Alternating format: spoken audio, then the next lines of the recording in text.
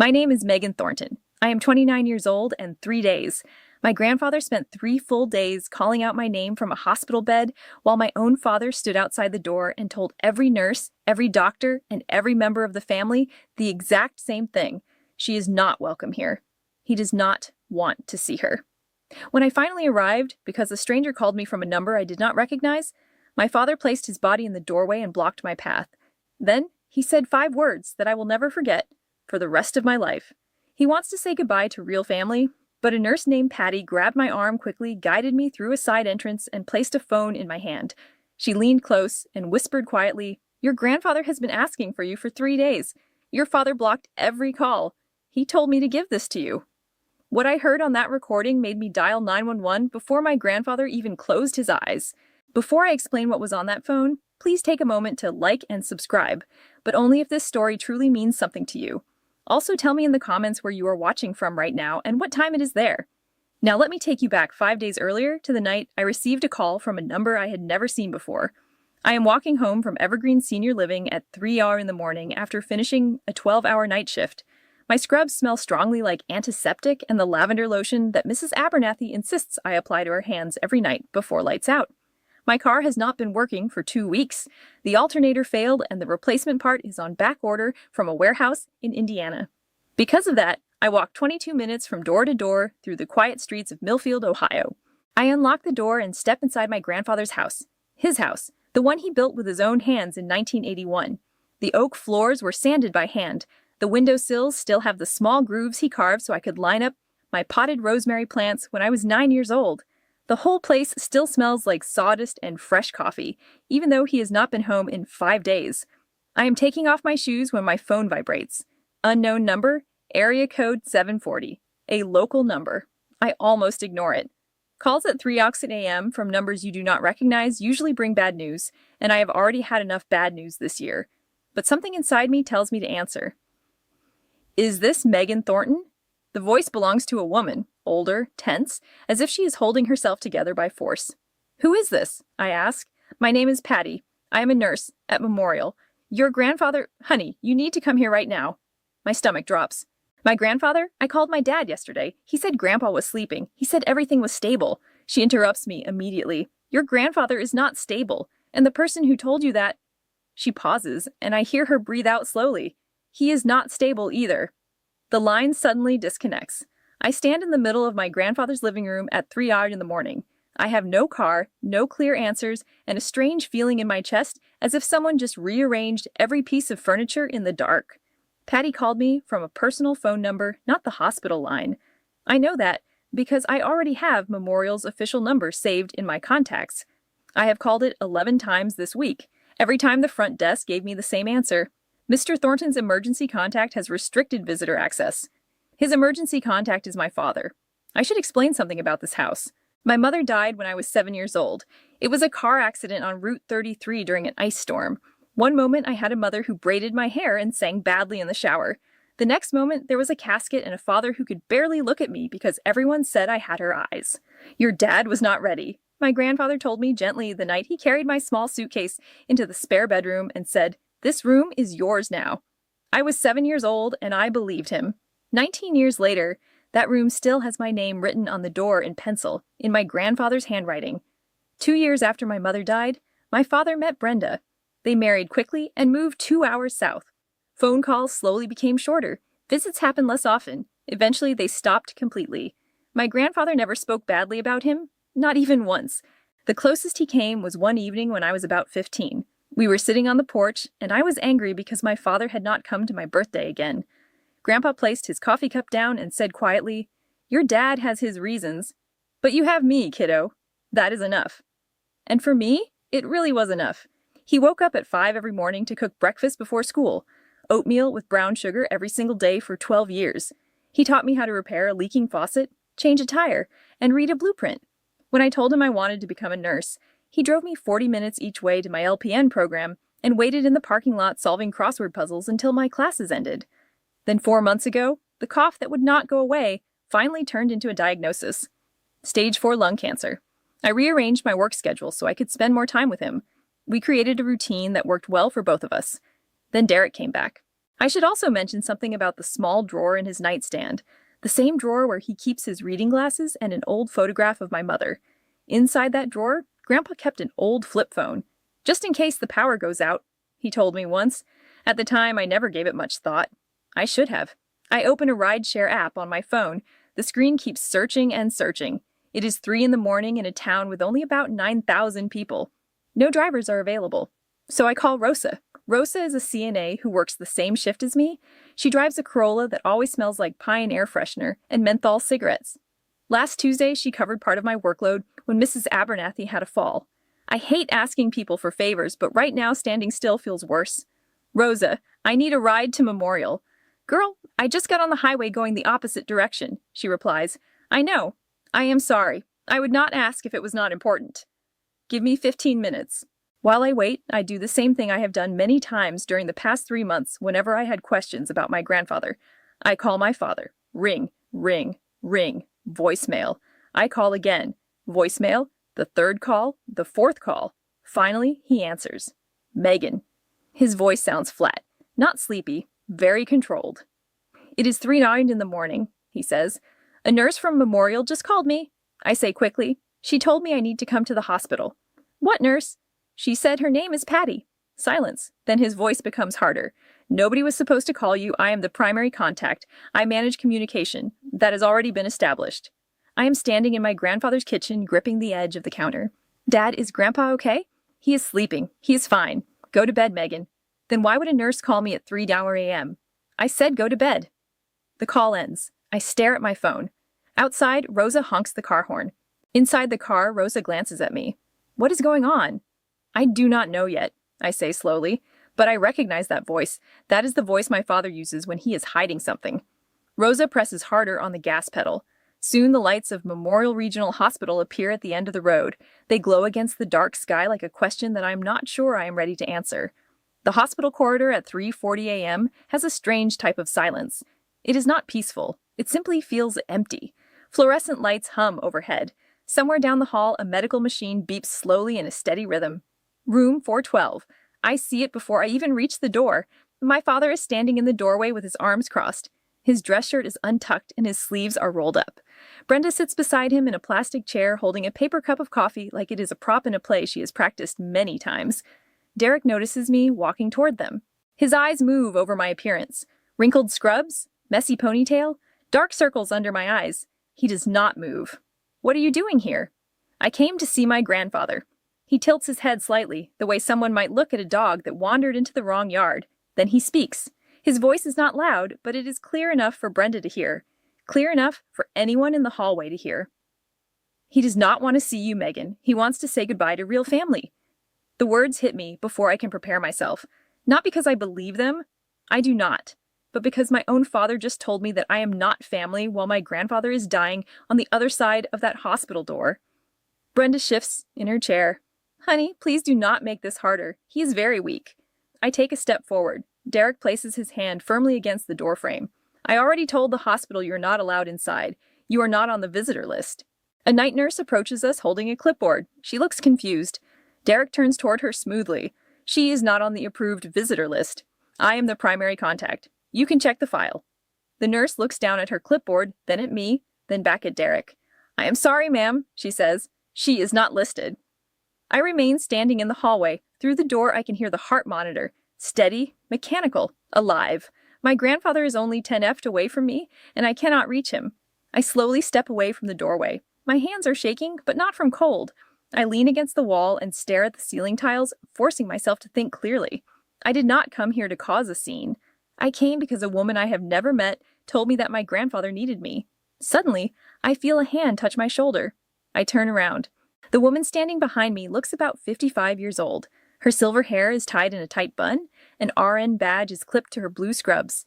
Her eyes have the serious look of someone who has spent many decades seeing things that most people only imagine. Come with me, she says quietly. Do not say anything, she tells me quietly. I nod and follow her. She walks quickly through a narrow side corridor, past a supply closet, and around a corner I did not even know existed in the hospital. We stop at another door. It leads to the same room, 412, but from the opposite side of the hallway. She turns to face me. 3 days, she says softly. For 3 days your grandfather has been calling your name. His blood pressure rises every time that man walks into the room. The moment he leaves, it drops back to normal. She pauses for a moment. I filed a concern with the hospital social worker yesterday. My dad told me Grandpa did not want to see me. Patty looks at me the same way I look at families at Evergreen when I have to deliver difficult news. Calm, direct, serious. Your grandfather cries every night because he believes you abandoned him. Something inside my chest breaks open. I have been a nurse for 20 years, she continues. I know what fear looks like on a patient's face. Your grandfather is afraid, not of dying. He is afraid of that man. She places her hand on the door handle. Ready? I nod slowly. She opens the door. He looks smaller. That is the first thing I notice. 2 weeks ago, the last time I saw him before Derek took control, before the visitor list was locked, before my calls stopped connecting, Grandpa was thin but still strong in spirit. He sat upright in his hospital bed, making dry jokes about the hospital food and complaining that the television only had 4 channels. Now he looks like a faint shadow of himself. There is an oxygen tube under his nose. An IV is connected to his left hand, the same hand that once held a hammer like it was part of his body. His eyes open. They are red and wet. He sees me and his mouth begins to tremble. It is not exactly a smile. It is something that comes before a smile, like the quiet moment before rain begins. Maggie. His voice sounds rough and fragile. I move to his side in 2 quick steps and take his hand. It feels light and fragile in mine. I am here, Grandpa. You came. His fingers close around mine. There is almost no strength left, but there is complete intention. I thought he told me you did not want. I know what he told you, I say softly. He said you were busy. He said you said. His chin begins to shake. He said you did not need me anymore. I feel my heartbeat pounding in my throat. 3 days. My grandfather spent 3 days lying in this bed believing I abandoned him because my father told him that I had. At the same time, he told me that Grandpa was sleeping and stable. Grandpa, I called every day. I called the hospital. I called Dad. They told me you were resting. They told me not to come. Harold closes his eyes. A tear slides down his face and disappears into the pillow. Then he opens his eyes again, and they look different. Sharper. The same focused look he used when he measured wood and checked every angle carefully. Listen to me, he says quietly. I do not have much time left. He glances toward the nightstand. But I prepared. I follow his eyes. Patty steps into the room. She opens the nightstand drawer and takes out the old flip phone I have seen sitting there for years. Silver. Scratched. The kind of phone you could buy at a gas station for about $20. Your grandfather asked me to hold this 3 days ago, Patty explains. Right after Derek took his regular phone and deleted every contact. I look at Grandpa. Press play, he says. I recorded everything. I open the phone.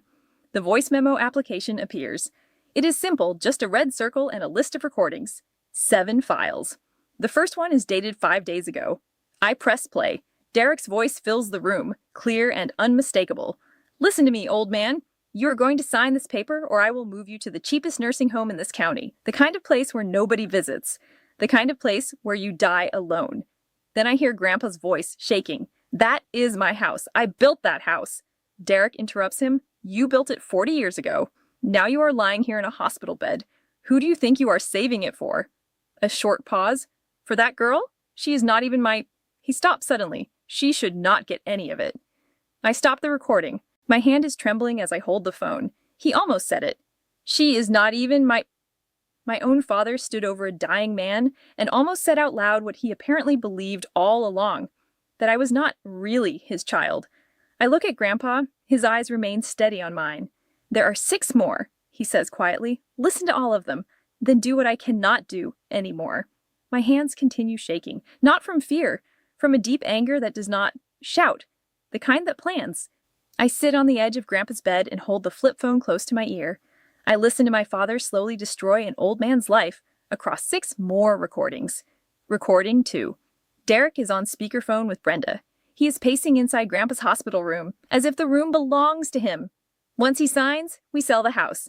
The market is good right now. We pay off the mortgage on our place and still have enough left. Brenda's voice comes faintly through the speaker. What about the girl, Derek? What about her? Recording 3. Derek is standing beside Grandpa's bed. Megan is not coming. I called her. She said she is busy. I hear Grandpa ask in a small, broken voice. She said that? Derek answers calmly. Her exact words, Dad, not mine. Recording 4. Paper rustles in the background. Derek's voice sounds impatient.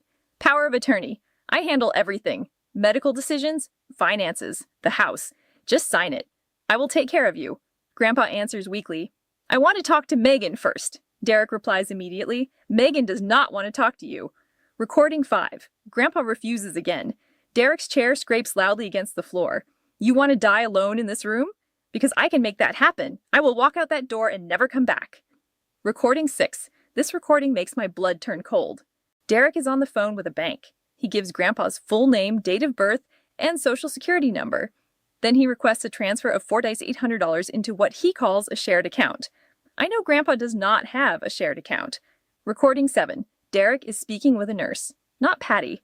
My niece has some mental health issues, he says calmly. She will upset the patient. Please do not let her inside the room.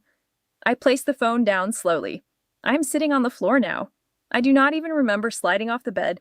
Grandpa watches me. I am sorry you had to hear that. You do not owe me an apology, I say. I look at him. What do you need me to do? Protect the house, he answers. And protect yourself. Grandpa tells me the login information for his bank account. I do not ask why he memorized it. He's the kind of man who memorizes important things because he does not trust machines to remember them. Last year, when the cough was still just a cough, and the doctor said it was probably nothing, Grandpa added my name to his checking account. Just in case I cannot get to the bank myself someday, he told me. We signed the paperwork together at the kitchen table, and I completely forgot about it. Now I open the bank account on my phone. 3 months ago, the balance was $47,000. $47,000. That money came from decades of carpentry work, Social Security payments, and a man who never once spent money on something he did not truly need. Current balance, $33,200. $14,000 is missing. The money was transferred in amounts just under $5,000, which is the limit that triggers a bank report. 4 separate transfers over 12 weeks. Each one was sent to an account ending in 8841. That is not Grandpa's account. I know every number connected to his banking information. Then I noticed something even worse. His Social Security payment of $680 each month has not been deposited for 2 months. Someone changed the direct deposit routing. Grandpa, did you change where your Social Security goes? He slowly shakes his head. I asked Derek why the money stopped coming, he says quietly. He told me the bank was having technical problems. I immediately take screenshots of everything. Transaction history, routing numbers, and dates. Then I email the files to myself as a backup. Patty knocks lightly on the door and steps inside. The sun will be up soon, she says quietly. He comes here every morning at 8, like clockwork. And he always checks the room first. I look at the clock on the wall. 5:47 a.m. 2 hours. I have exactly 2 hours before Derek walks through that door again. Right now, I am sitting in a chair with proof of $14,000 in stolen money on my phone and 7 recordings on a flip phone that still smells like sawdust. Whatever I decide to do in the next 2 hours will change everything. I need to pause here for a moment. Because sitting in that hospital room at 5 in the morning, staring at bank records on my phone while my grandfather sleeps for the first time in 3 days, I want you to understand something important about me. I am not a dramatic person. I do not give speeches. I do not enjoy confrontation. I go to work. I come home. I take care of my grandfather. That has been my entire life. There is a clear difference between being a quiet person and being a weak person. My father was about to learn that difference in a way he did not expect. So let me ask you something. If you heard your own parents' voice on a recording threatening the person who raised you and stealing their money while they were lying helpless in a hospital bed, what would your first move be? Tell me in the comments. I truly want to know what you would do in that situation. Now let us return to room 412. It is 5:47 a.m. and the clock is moving fast. I begin working the same way I work at Evergreen when a patient has a crisis at 2 a.m., and the day nurses will not arrive for several hours. Calm, organized, and systematic, one step at a time. First, I copy every audio file from the flip phone onto my own phone. After that, I email the files to myself. That creates 2 separate backups. If the flip phone somehow disappears, the recordings will still exist somewhere else. Second, I call Adult Protective Services, specifically the County Elder Abuse Hotline. It is 5:50 a.m. Nobody answers the phone. I leave a detailed voicemail. I clearly say my name, my grandfather's name, the hospital name, and explain the situation. I keep my voice steady and professional. Only facts. Third, I call the non-emergency police line. The dispatcher sounds calm and professional. She writes down everything I explain. She tells me that a detective from the Elder Abuse Unit will contact me later today. Fourth, I mentally review the checklist I know from work. At Evergreen, we are mandatory reporters.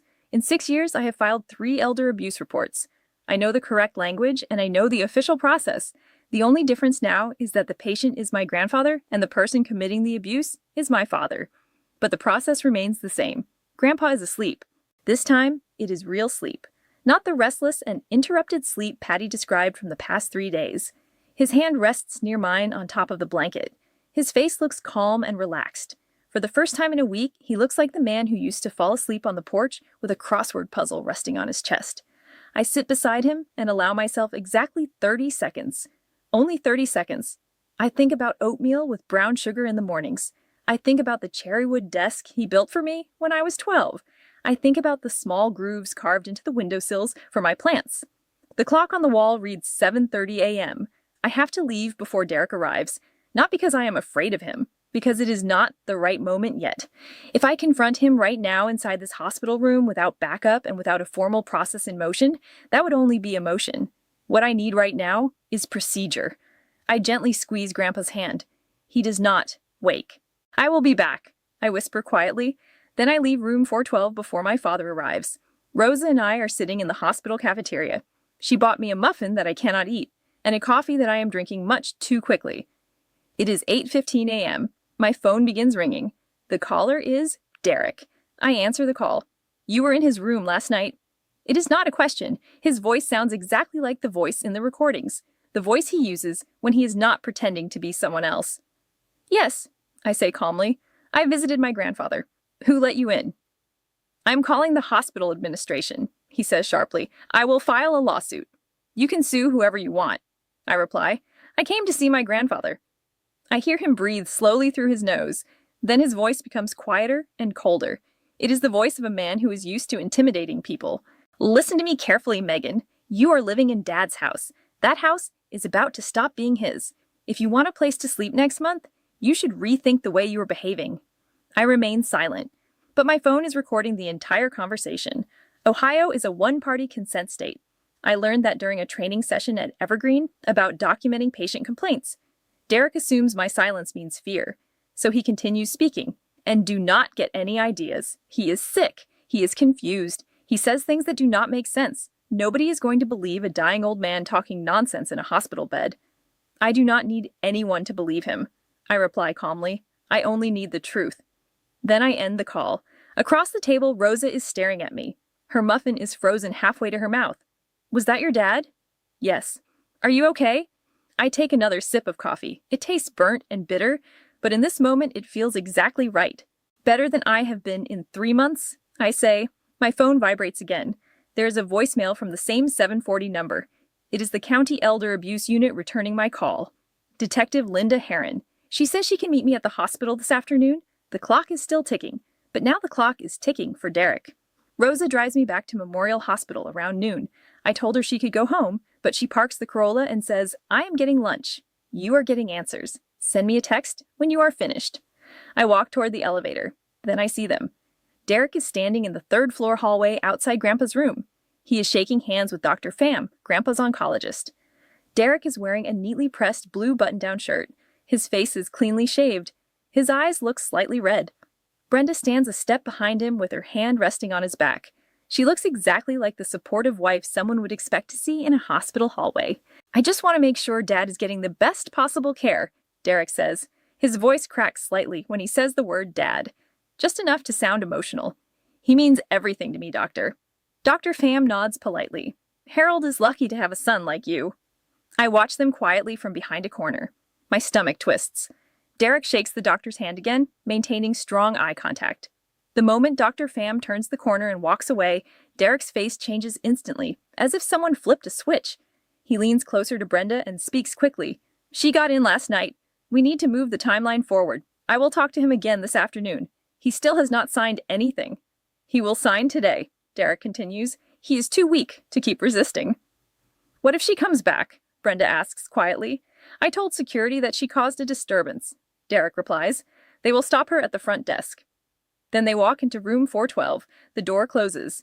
I am standing about 15 FT away with my phone in my pocket, and every word I just heard is fixed in my memory. I immediately text the information to myself with a timestamp. Then I call Adult Protective Services again. This time, the intake worker answers. We schedule an official appointment for tomorrow morning. That means Derek still has until this afternoon to try one more time to pressure my grandfather. I am not going to allow that to happen. It is now 2:00 p.m. I return to the third floor. This time there is a security guard sitting in a chair near room 412. He looks young and slightly uncomfortable. Clearly Derek arranged that. I do not argue with him. I do not cause a scene.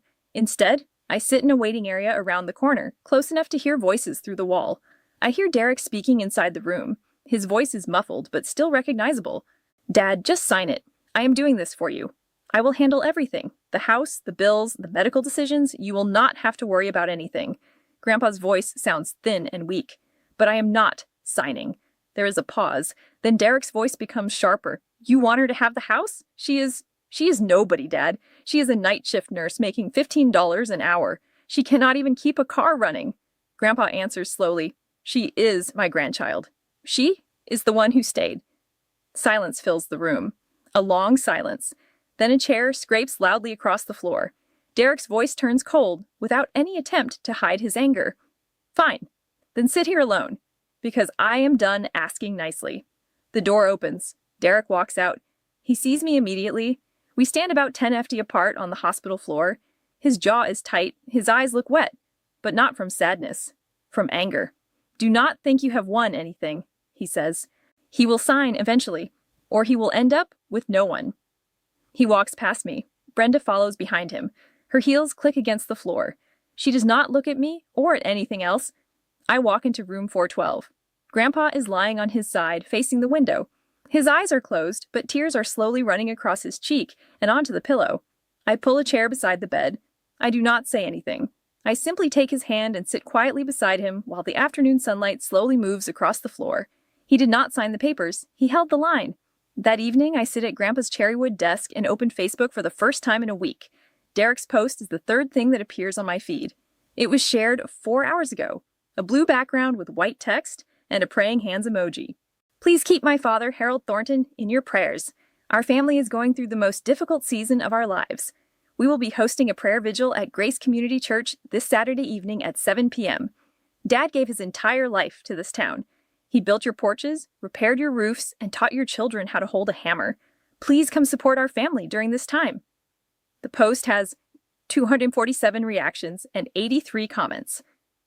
I slowly scroll through them. Derek, you are such a good son. Harold is lucky to have you. Your entire family is in our prayers. Not one person mentions me. Then I see a comment from Mrs. Stevens. Grandpa's neighbor for 30 years.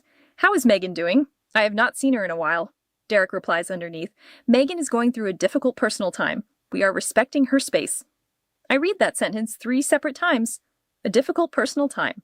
He is not only blocking me from seeing my grandfather in the hospital, he is also building a story, a version of events where I am unstable, absent, struggling, and he is the devoted son holding the family together. By Saturday night, 150 people will sit inside that church and believe every word of it. I place my phone down on the desk, the same desk Grandpa built for me out of cherrywood when I was 12 years old. The surface is sanded smooth and stained twice. It has a small drawer that sticks unless you pull it in exactly the right way. Saturday is 2 days away. I open my contacts and find Detective Harlan's. Phone number, 2 days. I have exactly 2 days to make sure that when my father stands in front of this town and presents himself as the hero, the truth is already moving forward. The next morning, my phone rings before I even finish my coffee. It is Aunt Ruth, Grandpa's younger sister. She is 71 years old, lives in Columbus, drives a Buick, and still sends me birthday cards with $10 bills inside, even though I am 29. Megan, sweetheart, she says carefully. Her voice has that careful tone people use when they already think they know the whole situation. Derek called me last night. He said you have been causing some trouble at the hospital. Aunt Ruth, I say slowly, Derek will not let me see Grandpa. He took his phone. He deleted... Honey? She interrupts gently. He said Harold is very fragile right now. He said any excitement could... Grandpa called my name for 3 days, I say. He believed I abandoned him. There's a pause. I hear her inhale quietly. But Derek said he is handling the medical decisions. She continues. He said you He said you entered the hospital at 3:00 in the morning and upset your grandfather. I close my eyes. Derek called everyone. Aunt Ruth, probably Uncle Jim and Dayton, probably the Petersons, probably every relative in our family tree who still answers their phone. And he told each of them the same story. Megan is the problem. Derek is the responsible protector. Aunt Ruth, I say softly, I love you, but I cannot solve this inside the family when the family is the problem. There is silence on the line. I just think, she says slowly, you two should talk this out like adults, like family. We are past that. The call ends. I sit at the kitchen table and realize something very clearly. If I stood up right now and told anyone in my family what Derek has been doing, not one of them would believe me. He already built the wall. Every brick in that wall is a phone call I never knew he was making. But I do not need my family to believe me. I need the county detectives and adult protective services. And I am meeting them in 4 hours. Detective Linda Harland is not what I expected. She is short, in her mid-50s, wearing reading glasses attached to a chain around her neck. Her handshake is strong enough to crack a walnut. She has worked in the elder abuse unit for 11 years. We meet inside a small conference room at Memorial Hospital. I place everything on the table. Not dramatically, just methodically, the same way I would present a patient incident report at Evergreen. 7 audio recordings on the flip phone. The call Derek made to me this morning where he threatened to take the house. Recorded. Bank screenshots showing £14,000 in unauthorized transfers. 2 months of redirected Social Security deposits. Patty's observations about Harold's blood pressure and emotional distress. The hospital social worker's report. Harlan listens to the first recording, then the second. Her expression does not change, but she continues writing notes without stopping. These recordings are legal, she says calmly. Ohio is a one-party consent state. Your grandfather was part of every conversation. That makes the recordings admissible. She studies the bank screenshots. The transfers are each under Handfischiven. That is structured to avoid automatic reporting. It is a pattern we see often. She looks back at me. I will need a subpoena for the complete bank records, but what you have shown me is enough for probable cause. Can I take you to see him? I ask. She nods. Inside?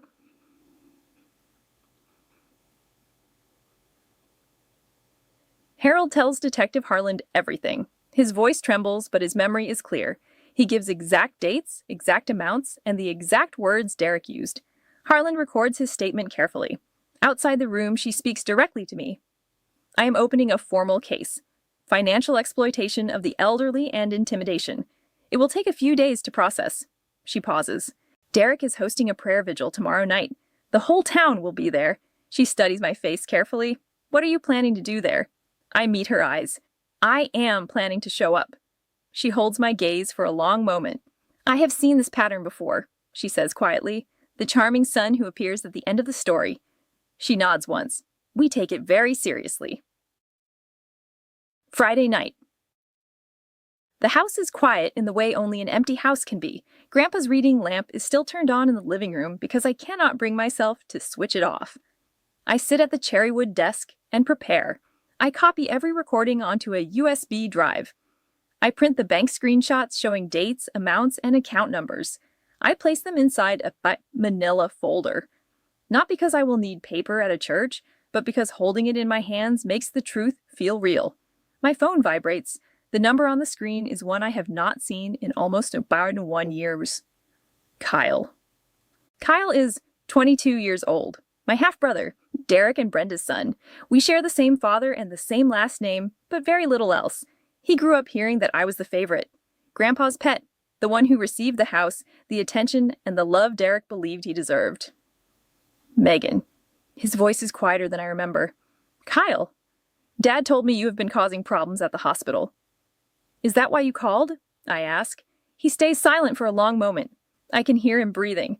Something's wrong with him, Megan. Not Grandpa, he adds quickly. Dad. He has been acting strange, angry, desperate. He needs money. Kyle stops talking. Then he begins again. He lost his job. 8 months ago. He was fired from the dealership. Something about his sales numbers. Mom never told anyone. I close my eyes. There it is. The missing piece. Derek did not return to Millfield because Harold was sick. He came back because he was broke. Do you have proof of anything? Kyle asks quietly. Are you coming to the vigil tomorrow? I ask. There is a short pause. Yeah, he says. I will be there. Then I will see you tomorrow. I end the call and sit quietly in the house. The folder rests on the desk. The USB drive sits in my pocket. The house creaks the way it always does. The sound of wood settling. Joints Harold cut. 45 years ago. Still holding perfectly. Tomorrow night, there will be 150 people, one microphone, and one truth. I want to step outside the story for just a moment. Here's something I learned that night while sitting alone in my grandfather's house. People do not steal from family because they are monsters. They steal because they are drowning. And people who are drowning grab whatever is closest, even if it is someone they are supposed to love.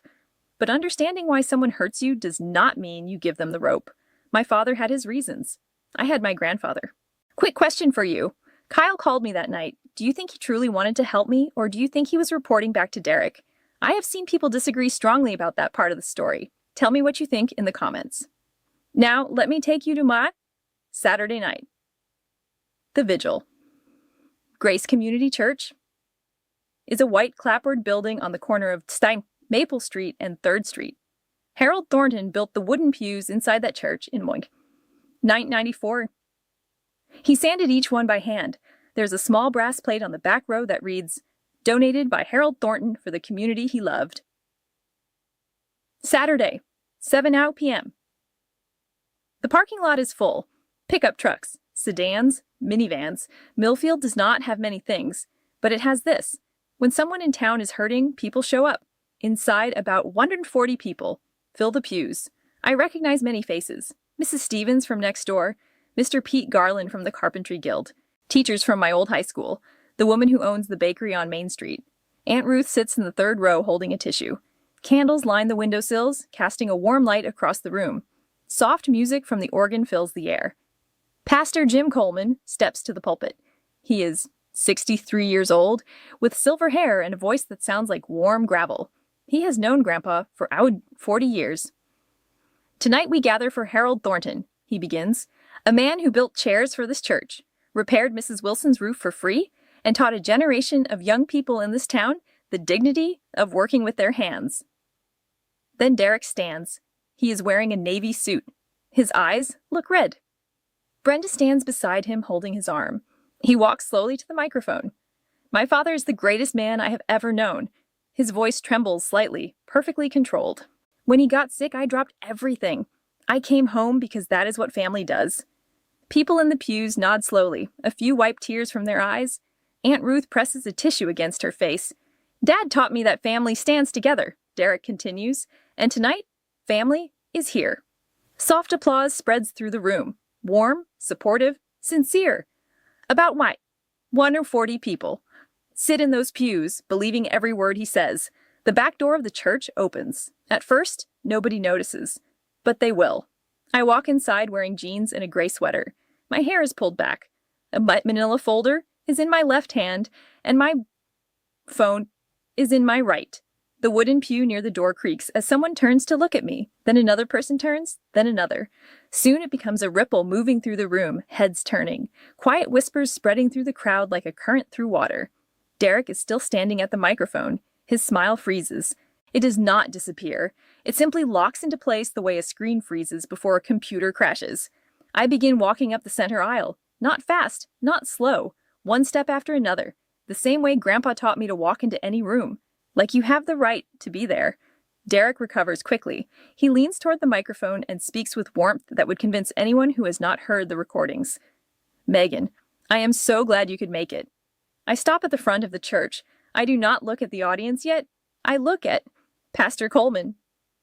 Pastor, I would like to say a few words about my grandfather. Coleman glances at Derek. Derek's jaw tightens, but he nods. He has no choice, refusing me in front of 140 people who respect Harold Thornton would destroy the image he just created. I step toward the microphone. As Derek and I pass each other, he leans closer and whispers without moving his lips. Do not do anything stupid. I look directly at him. My voice stays low so only he can hear it. I am not stupid. That is the one thing you never understood about me. Then I turn to face the room. 140 faces. Candles glowing on the windowsills. The wooden pews my grandfather built with his own hands. I place the folder on the pulpit. Then I hold up my phone so everyone can see it. I begin speaking. My grandfather, Harold Thornton, is lying in a hospital bed right now. I found out about that 5 days ago, but not from my father. A nurse called me at 3 o'clock in the morning because she could not watch what was happening anymore. The whispering stops. The entire church becomes silent. For my 3 days, my grandfather cried my name from that hospital bed. He believed I abandoned him because my father told him that I did not want to come. And at the same time, my father told me that Grandpa did not want visitors. I pause for a moment and allow the words to settle. He lied to both of us. He kept us apart while my grandfather was dying. Derek steps forward from the side. Megan, you are upset. You do not understand what I raise one hand toward him. Not aggressively, just clearly. I am not finished. Then I turn back toward the room. My grandfather is not the kind of man who gives up easily. He is a carpenter. He builds things that last. And when he realized what was happening, he prepared. I raise the phone higher. Then I press play and turn the volume all the way up. Derek's voice fills the church, echoing off the walls. You are going to sign this paper or I will move you to the cheapest nursing home in this county, the kind of place where nobody visits. Nobody moves. In the back row, someone inhales sharply. The sound cuts through the silence like tearing paper. I press play on the next recording. Derek's voice again, this time speaking with a bank employee, giving Harold's name, giving Harold's social security number, requesting a transfer of $4,800. Derek suddenly rushes toward me. Turn that off. That is fake. He was delirious. He does not know what he said. Aunt Ruth stands up in the third row. Her tissue is gone. Her hands are clenched tightly at her sides. Her eyes lock on Derek. Derek. Her voice is steady and powerful. That is your voice. Pastor Coleman steps beside Derek and places a firm hand on his shoulder. Derek, I think you should sit down. The candle flames flicker slightly. The church is so quiet that I can hear my own heartbeat. And I am still not finished, I say. Derek pulls away from the pastor's hand. His face is red. Not embarrassment. The red of someone who has been cornered. You do not know what you are doing, he shouts. I am his son. I have the right. The right to what? Mrs. Stevens stands up from the end of the fourth row. She is 72 years old, only 5 feet 3 inches tall, but her voice rings through the church like a bell. You disappeared for 20 years, Derek. Megan is the one who mowed Harold's lawn every Saturday. Megan is the one who shoveled his driveway every winter. Where were you? Murmurs move through the pews. Heads begin nodding.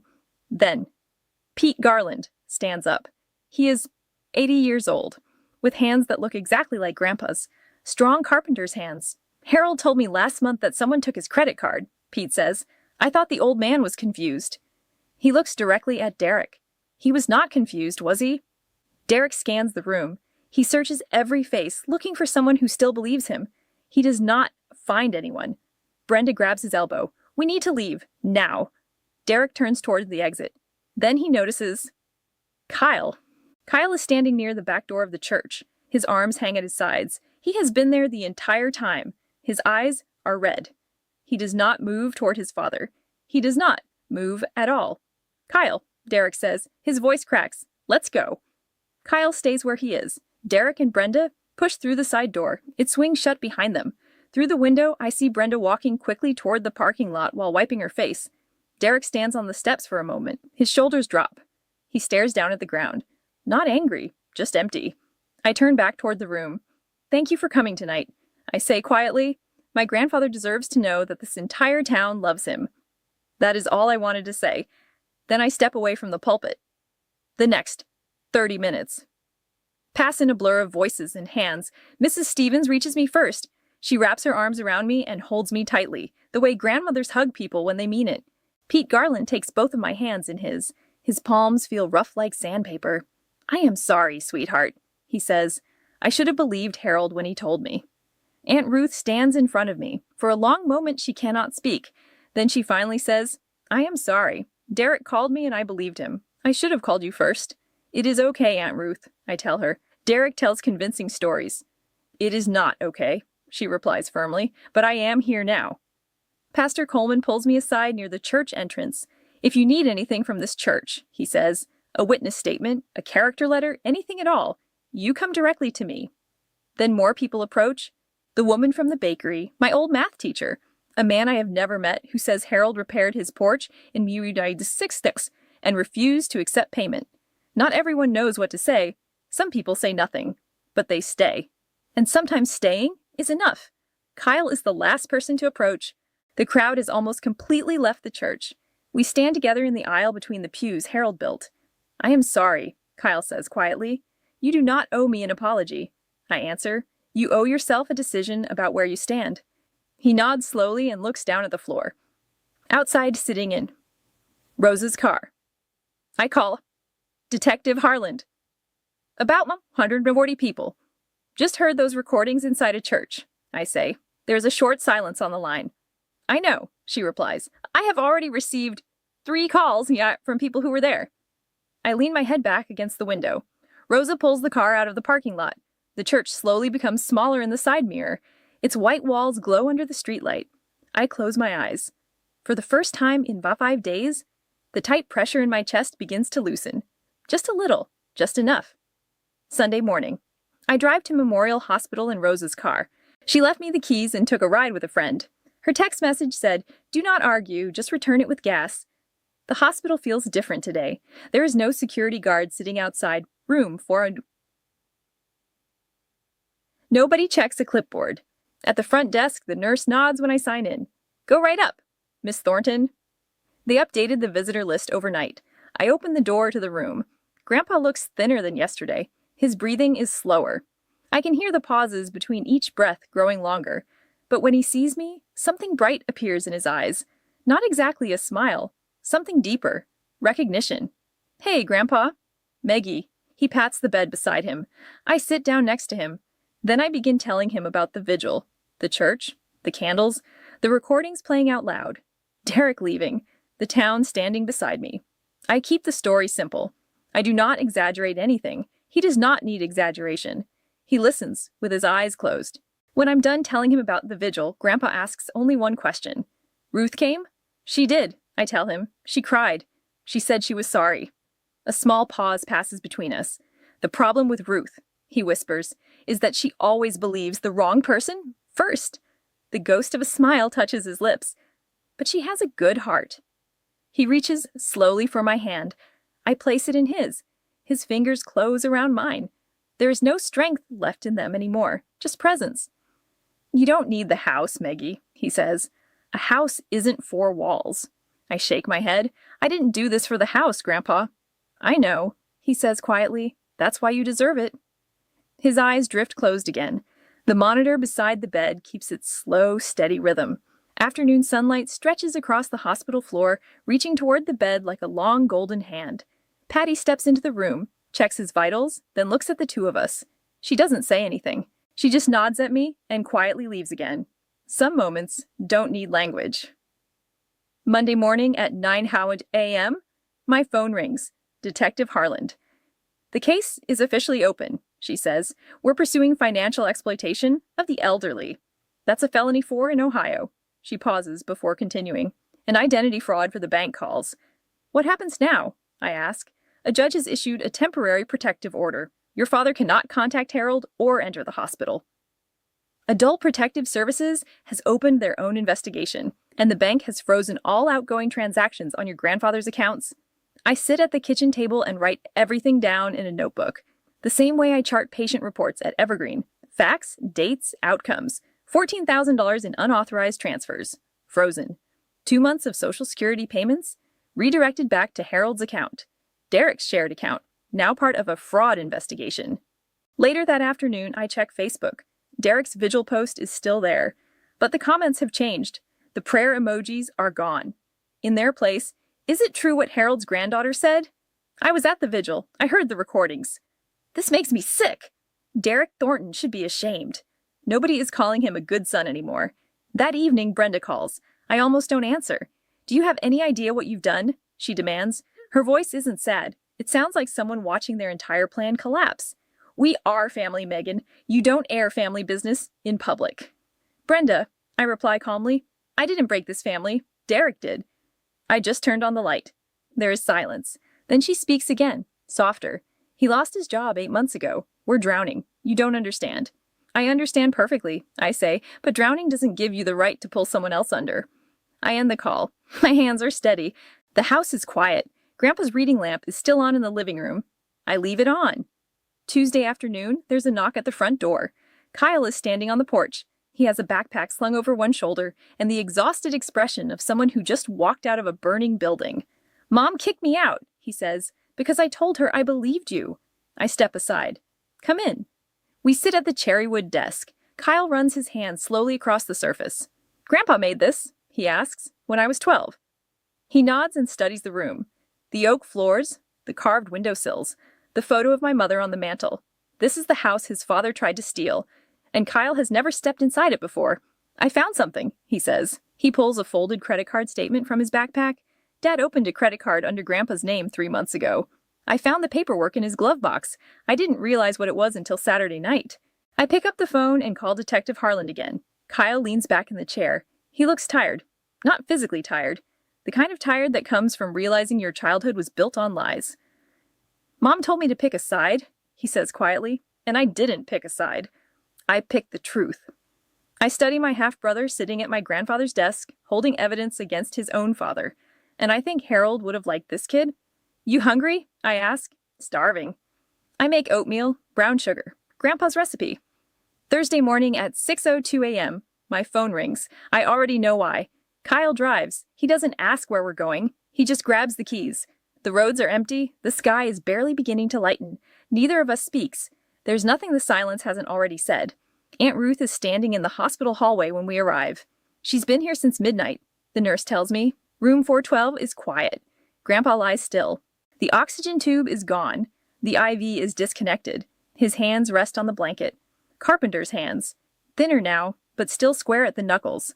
Still shaped by decades of building things that lasted. When I take his hand, his eyes open, just barely. He looks at me, then at Kyle, then at Ruth. The faintest movement touches the corner of his mouth. "Full house," he whispers. Ruth takes his other hand. Kyle stands at the foot of the bed with one hand resting on the rail. Grandpa's eyes stay on mine. I can feel him letting go. Not suddenly, gently, the way someone sets something down when they know it's finally in the right place. The monitor slows. Then one long tone fills the room. Patty enters quietly. She checks the clock and writes something on the chart. Then she looks at me and nods. The same nod she gave me the first night when she opened the door and let me in. I don't scream. I don't collapse. I sit there holding his hand and whisper, "I'm here, Grandpa. I was always here." Ruth cries. Kyle cries. I cry later in the hallway, sitting on the floor with my back against the wall. Patty finds me there. She sits down beside me. She doesn't say a word. She just sits. 3 weeks later, I stand in the doorway of the house Harold Thornton built in 1981. Oak floors, hand-carved window frames, a porch he leveled 3 times because he said "close enough" was never a phrase that belonged in carpentry. The house is mine now, not because I asked for it. 2 years ago, while he was healthy, Grandpa sat with a lawyer and signed a will. Witnessed, notarized, airtight. He left the house to me. Next to my name, he wrote a note in the margin. For Meggie, who stayed. Derek was formally charged last week. Financial exploitation of the elderly, identity fraud. His arraignment is next month. Brenda filed for divorce 3 days after the charges were announced. Not out of conscience. Because she discovered Derek had been lying to her too. About the job, about the debt, about how much money he had already taken. Kyle works part-time at the coffee shop on Main Street now. Every Thursday he comes over for dinner. We sit at the cherrywood desk. It doubles as a table for 2. Last week he said something while we were eating. This is the only table where I don't feel like I have to perform. We don't call each other family yet, but that's close enough.